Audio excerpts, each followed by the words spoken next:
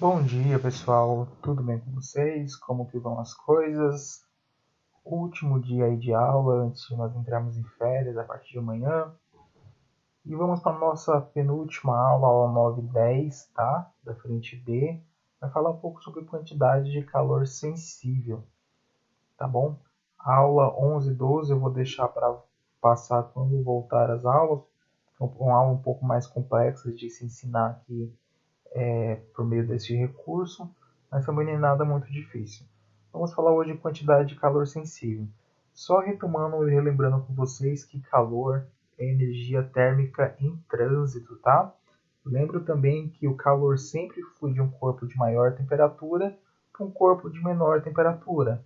Isso naturalmente nunca ocorre ao contrário, ou seja, nunca vai fluir calor de um corpo de menor temperatura para um corpo de maior temperatura, naturalmente, aí dentro da natureza. O normal é sempre quem tem mais dá o calor para quem tem menos. Então, efeitos relacionados à troca de calor. Ó, eu recebo uma quantidade de calor, uma certa determinada, e o corpo está numa determinada temperatura, pode acontecer um efeito mecânico, ou seja, a dilatação térmica desse corpo. Lembra, tem dilatação linear, dilatação superficial e dilatação volumétrica. Pode acontecer a dilatação desse corpo, tá?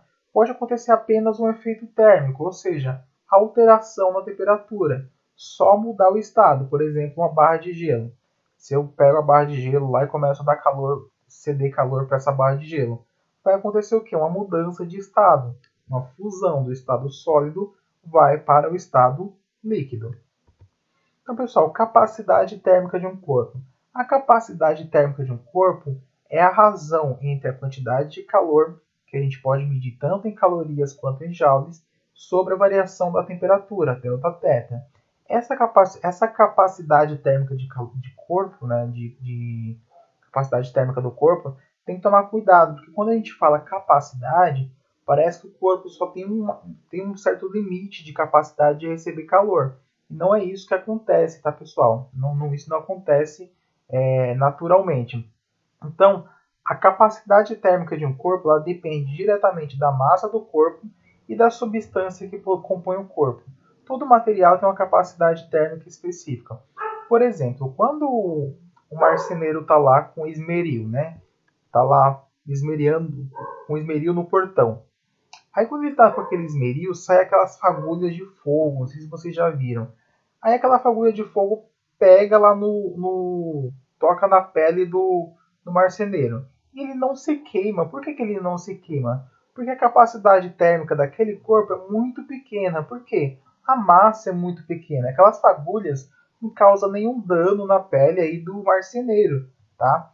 Isso é a capacidade térmica de um corpo. Como que eu calculo matematicamente? Capacidade térmica, que é esse C maiúsculo, é o Q, que é o calor, sobre Δθ, variação de temperatura. Se eu quero isolar o Q, eu faço C vezes Δθ. Tá? Esse Δθ que nós vamos trabalhar com a temperatura no sistema usual. Tá? E não vamos usar Kelvin, nós vamos usar graus Celsius. Calor específico de uma substância. Gente, todo material ele tem um calor específico, tá? Calor específico ele é uma constante. Lembra que eu falei que a capacidade térmica é diretamente proporcional à sua massa? Então, capacidade térmica, que é o C maiúsculo, dividido pela massa, que é o Mzinho, eu tenho o que? O calor específico, que é esse Czinho. Todo material, gente, todo, ferro, bronze, água, sei lá, todo material tem um calor específico. Por exemplo, o calor específico da água é 1 caloria grama grau Celsius, tá? Então, calor específico é uma propriedade física de cada material, tá? Eu lembro que é uma constante, geralmente vai vir nos exercícios, ou às vezes pede para você calcular isso dentro do exercício, tá bom? Quantidade de calor sensível, pessoal, presta atenção. Porque nós trabalhamos com dois tipos de calor: calor sensível e calor latente. Calor sensível, matematicamente, a gente calcula como Q é igual a mc vezes Δθ, massa vezes calor específico do corpo vezes variação da temperatura. Calor específico é assim, funciona assim.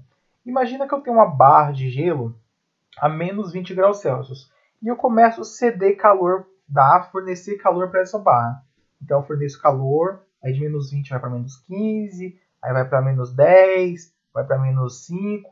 Perceba que eu estou fornecendo calor, esse corpo está recebendo esse calor, mas não está mudando o estado físico da matéria. Então, o calor sensível é isso, é uma quantidade de calor fornecida ou retirada de um corpo de massa m que provoca alteração, apenas alteração na temperatura. Ou seja, não mudou o estado físico, ou seja, esse gelo não virou água. Eu forneci calor, só aumentou a temperatura desse corpo, mas não mudou o estado físico, ou seja, não aconteceu a fusão de sólido ficou líquido, tá? Então, calor sensível, ele expressamente na física, é um tipo de calor que ele só altera a temperatura, mas não altera o estado físico. Agora, quando eu começo a ceder calor para um corpo e ele muda o estado físico, por exemplo, de sólido virou líquido, aí se chama calor calor latente, tá? Pode ser latente de fusão, pode ser latente de vaporização, enfim. Depende de cada tipo de processo. Então, calor sensível, eu só forneço calor, mas não muda o estado físico da matéria desse corpo. Como que eu calculo? QMC delta θ, tá? QMC delta θ. E tem o calor molar, né, pessoal? Calor molar, se eu pego o produto M vezes C, Czinho é o calor específico, eu posso representar tudo isso pelo Czinho molar. Então fica Q é igual a N. Esse N é o número de mols, pessoal. Lembra lá? Mol. Ó, lembrou, né? Lembrou do número de mols. O número de mols é massa sobre massa molar. Vezes o C molar, vezes a variação da temperatura. Geralmente a gente só trabalha com esse aqui de cima, tá? Mas tem como calcular o calor sensível molar também. Beleza? Aqui, pessoal, algumas unidades empregadas na calorimetria.